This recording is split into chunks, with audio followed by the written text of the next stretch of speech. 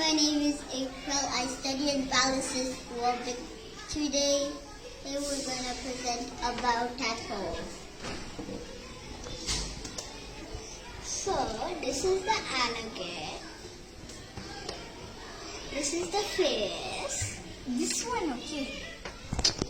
This is the body, and this is the tail. Of? What? Of the tadpole. Of the tadpole. It's a weird tadpole. It's a cute tadpole. It's okay, maybe. So the life cycle of a frog is a tadpole, then a bit bigger, then it turns into a froglet, then it turns into a frog. Next.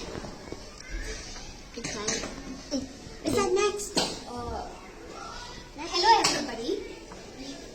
Now we are going to present about froglets. Froglets are especially in ponds. We went out to see froglets and algae. So this part of the pond will be called as algae. It's green in color and they are plants which grow in water. Can also grow on soil.